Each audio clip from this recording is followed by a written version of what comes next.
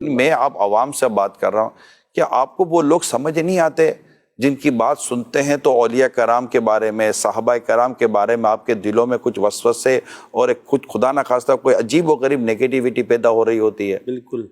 ایسوں کی صحبت سے اللہ کی پناہ مانگے، جو یہ دین کے نام پر ہمارے دلوں میں اللہ اس کے رسول کے بارے میں وسوسے پیدا کروا دیں، قرآن کے بارے میں وسوسے پیدا کروا دیں، صحابہ اور اہل بیت کے تعلق سے وسوسے پیدا کروا دیں، اولیاء کاملین کے بارے میں وسوسے پیدا کرا دیں۔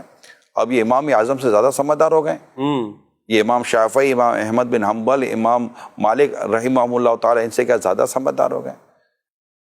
تو یہ حدیثوں کی کتابیں لکھنے والے جو ہمارے بزرگ گزرے، ان کے زیادہ سمجھدار ہو گئے۔ اب یہ تو میں آپ اپنی اسلامی و اپنی عوام سے بات کر رہا ہوں، کیا ضرورت ہے سننے کی ایسوں کو کہ جن کو سن کر ہمارے دلوں میں 10 قسم کے خیالات، ہمیں کوئی اور آج تک تو پتہ ہی نہیں تھا۔ آپ کو پتہ اس لیے پتہ کیوں پتہ نہیں تھا؟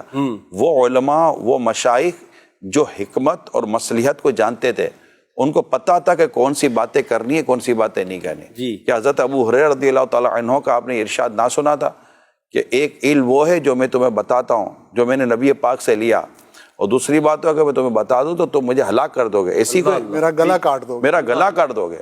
انہوں نے نہ روکا۔ حضرت ابو ہریرہ رضی اللہ تعالیٰ عنہ بیان فرما رہے، تو یہ وہ دور کون سا تھا، کن کے ساتھ یہ بات کر رہے تھے؟ سبحان اللہ، تابعین کا، صحابہ کا۔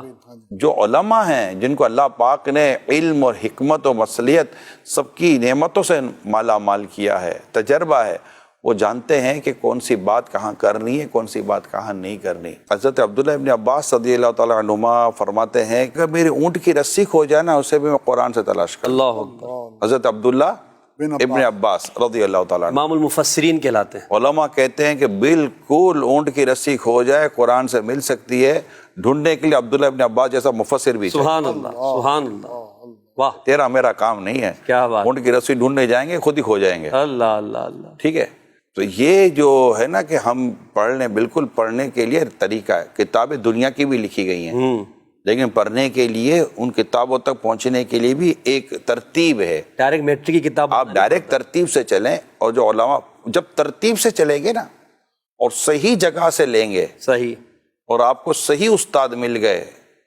جن کے دلوں میں عشق رسول، عشق صحابہ اور عشق اہل بیت اور عشق اولیاء معجزن ہے، موجے مار رہا ہے، واہ واہ، آپ کی ترتیب اگر وہاں سے چلی تو آپ پڑھ سارا لیں، اس وقت آپ کو ہمارے کہنے کی ضرورت نہیں پڑے گی، آپ سمجھ جائیں گے کہ کون سی بات کہاں کرنی ہے، کون سی بات کہاں نہیں کرنی۔ ماشاءاللہ۔